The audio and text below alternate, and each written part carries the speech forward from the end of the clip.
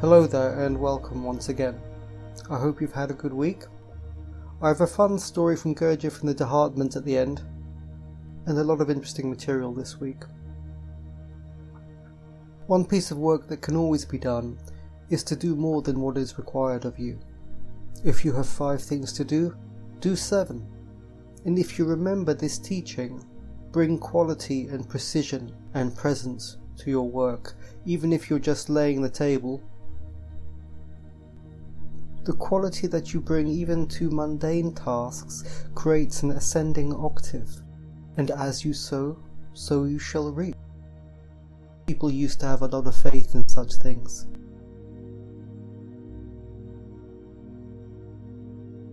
This week I was looking at the priestly blessings that the Jews use, with the distinctive Vulcan hand shape. It's clear to me that the energy of the arm is split into 2 streams, with an aperture between them. And it said, the divine presence would shine through the fingers of the priests as they blessed the people, and no one was allowed to look at this out of respect for God. It is said that God peeks through the lattice work of the 5 openings, or the cracks in the wall. Originally it seems that the knuckles of the thumbs were also together, and this creates 5 apertures, 4 at the front, 2 on each hand, and 1 between the thumbs. And Jewish families would on Friday bless their children in this way. Today many Jewish denominations have fallen, like all of us, into secular materialism, and only the Orthodox still carry these rituals out. In our mechanistic and coarse world, it has become difficult to sense the effect of blessing. And these traditions must come from a very ancient time, where people were so sensitive they could even see what flows from the apertures of the body. And there are people who find it very easy to embellish such rituals with song and dance and mythology, burying very deeply the cosmological laws and the knowledge of the soul and the structure of his bodies. Looking again at the history of the Western peoples, it is interesting for me to see that the West descended into the transatlantic slave trade at the time when Protestantism was born. In Europe, when Catholicism still had momentum, people would spend a lot of time in church, and they would grow inside. The light was sheathed in their own soul, and each man would turn himself into a kingdom within the kingdom. And the Protestants, who no longer followed the old rites, released the European energy outwards. And wishing to be good, they went out into the world, and they saw other people, and contrasted their own sense of goodness with them, and put them in a different category, which led to slavery. And in more recent times, they go back again to the poorer parts of the world, this time with money and medicine, and the NGOs were born. But unfortunately, giving people material wealth does not save them from being required to perform the same being particle duty over centuries that the Europeans themselves did. The Europeans grew step by step, century after century, physically, emotionally, intellectually, engineering-wise, psychologically, and so on, and moving up and up and up.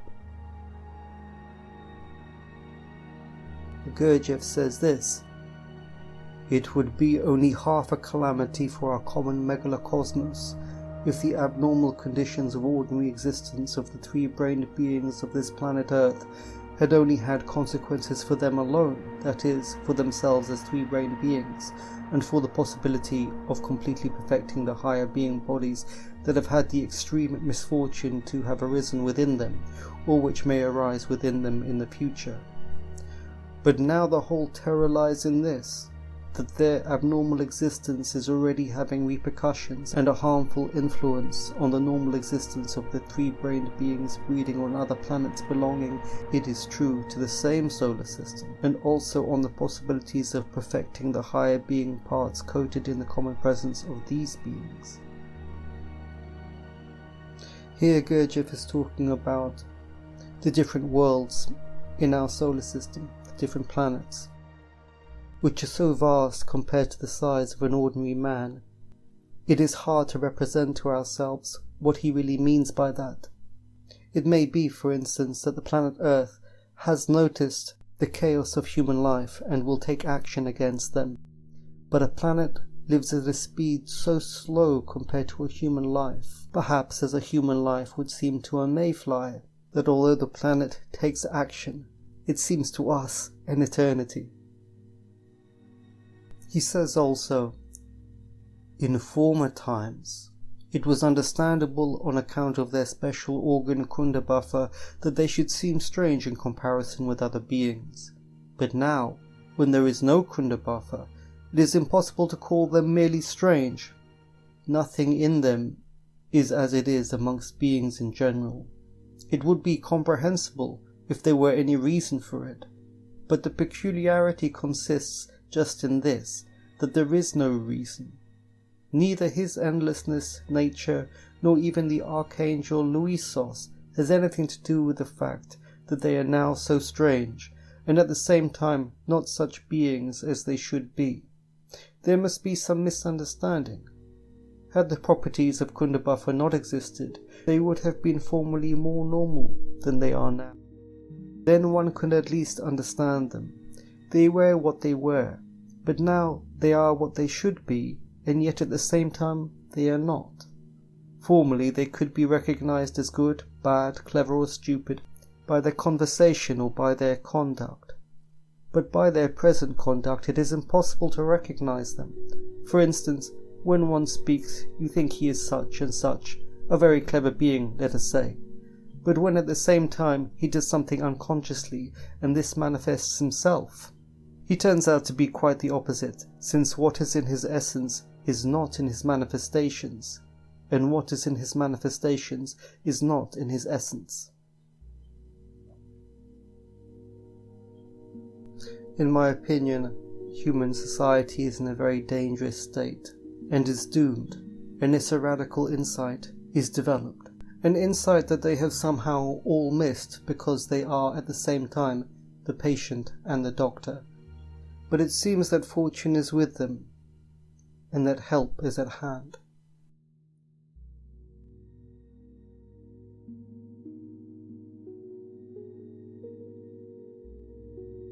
I'll read out a little story now by the Hartmanns.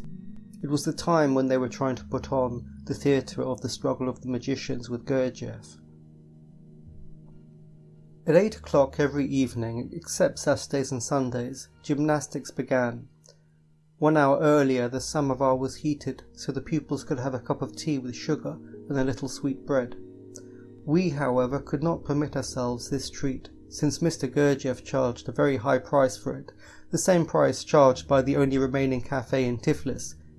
He did this to see who would permit himself such a luxury, but at the same time the money helped to support the institute. Work on the exercises began to go very intensively. A special women's class was formed of the most talented and inwardly devoted pupils. With them Mr. Gurdjieff developed those women's dances that later were shown in the public demonstrations in Paris. Several times the director of the State Theatre sent about 50 of his Georgian students to study our exercises. They were not of the intelligentsia, but were nice, simple young people, dreaming of work in the theatre. Mr. Gurdjieff gave them special, uncomplicated exercises, for which Lily Galumian was always the instructor. In one of them, for example, to a slow rhythm of 1, 2, she improvised an arm position as 1, which they copied on 2, and on each succeeding 1 she added legs, head, trunk, or changed some elements, all of which had to be repeated by the others on 2. Revenue from our pupils did not cover expenses of the institute, and no one had the time to earn extra money, so Mr. Gurdjieff himself had to find ways to get what was necessary. One day I had gone to his flat to speak about something when the doorbell rang. Mr. Gurdjieff told me, "That is someone who wishes to buy a carpet. Go into the dining room and stay there. I will open the door myself." The door between the dining room and the sitting room had glass panels, so I could see everything that went on there. Mr. Gurdjieff went away to open the door, but didn't come back. Instead, there came in a stranger and after him a carpet seller. They began to bargain. I was really shocked when I finally realized that this carpet seller was Mr. Gurdjieff himself, totally transformed. It made me afraid just to see him so. The stranger bought 2 carpets, I think, and went away. When Mr. Gurdjieff came into the dining room, I was still so shocked that I couldn't face him directly. "What's the matter with you?" he asked. "I cannot even look at you," I said. "Why not?" "I didn't recognize you when I looked through the door." "What do you wish?" he asked. "That I speak philosophy with him, as I do with Doctor. Would he then buy a carpet? And if I would speak with Dr. Sterneval as I spoke with this man, he would never follow me. So you must understand that I am with each one such as they need from me. Right now I wish to sell carpets, so I have to be a carpet seller and not a philosopher." On Christmas Eve, Mr. Gurdjieff invited the de Salzmans and the 2 of us to spend the evening with him and his wife. He had arranged for the traditional rice porridge, made with honey and dried fruit and a few other traditional Christmas things. This supper was thin and poor, and he had it in a cold, bare room, but since Mr. Gurdjieff was with us, it was, as always, more than enough. We would not have exchanged this evening for another full of abundance and comfort. Ever since early autumn, I had been quite anxious about starting intensive work on the struggle of the magicians. All of my stage experience indicated that it was necessary to work much faster than we were working if the performance was to be given in the spring. Mr. Gurdjieff had said, "Write the music as you wish for the first act," and so naturally I did. Returning one evening after supper, he finally, on my insistent request, began to whistle the music for the second act, which I tried feverishly to write in shorthand on music paper. Of course, I knew from experience that when Mr. Gurdjieff would actually stage the struggle of the magicians, all this would probably be changed, or even not be used at all. One day Mr. Gurdjieff brought in a dilapidated old grand piano. I was horrified to think that I would have to play on this ramshackle thing, but he soothingly said as he patted it, "Lots of good things here," and he began to take it apart. All kinds of materials were needed for staging the ballet, and at the same time it was impossible to buy even a needle. And here appeared a pile of wires, screws, nails and wood. Everything was useful. At Mr. Gurdjieff's request, Mr. de Salzman had designed a colourful stage set for Act 1. The scene was filled with all kinds of figures, many of which were portraits of our people. Mr. Gurdjieff himself was in it, and Dr. Sterneval, having his head shaved by a barber. De Salzman even put himself and me in it. He also designed a setting for Act 2.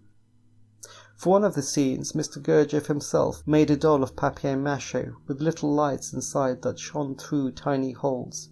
The brilliance of the lights was controlled by a rheostat, also made by him. One evening he showed us his luminous doll, and how the lights dimmed or brightened at will. It was wonderfully effective. Another evening, when the only pupils available were Madame de Salzman, Lily Galumian, Nina Lavrova, and a young girl of 10, Mr. Gurdjieff worked on the scene where the elderly assistant of the white magician arrives. One of the pupils asks him about the law of movement of the stars. Nina Lavrova had to play the part of the old man with a certain limping gait. The young girl portrayed the pupil's question with a convincing upward gesture to the heavens. The whole scene was mimed and their movements were quite originally conceived. When Mr. Gurdjieff began to organize a presentation of the struggle of the magicians, we all made the decorations as well as we could with the help of the pupils. I, in particular, had to make a large urn, which was covered with tiny electrical wires that were hidden from view, out of which was to come the spirit of the black magician. One morning I came to the hall and saw him with an axe, breaking all our decorations and the beautiful urn that I had made with such difficulty and ingenuity. I could not even enter the hall. I thought Mr. Gurdjieff had gone mad.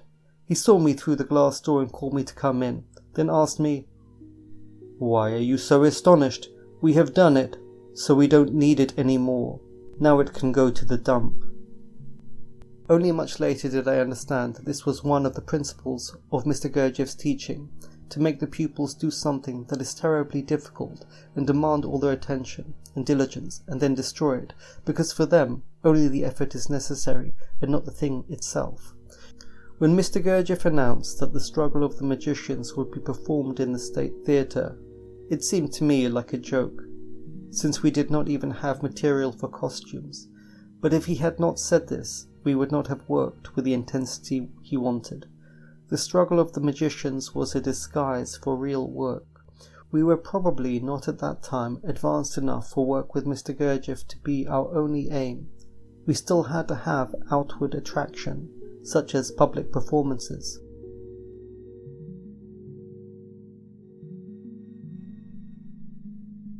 It's a good story with many lessons in it. It would be very surprising to the people of the world to learn that the course of their lives does not really revolve around their money or their friends or the objects so craved by society, but is to do with the light that you emit from your being, that comes from living a holy life, that is deeply obscure today and no longer remembered.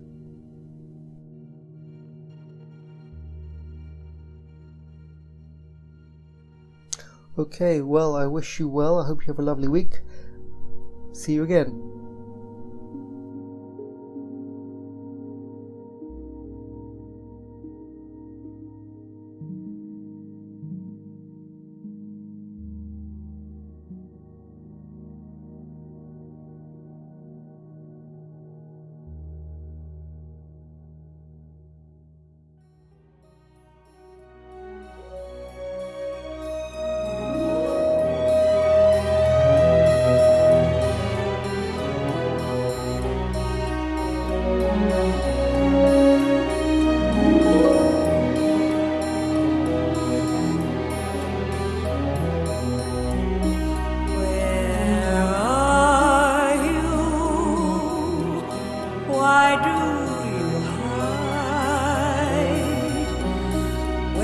That moonlight train that leads to your side, just like the moonraker goes in search of his dream of gold. I search for love.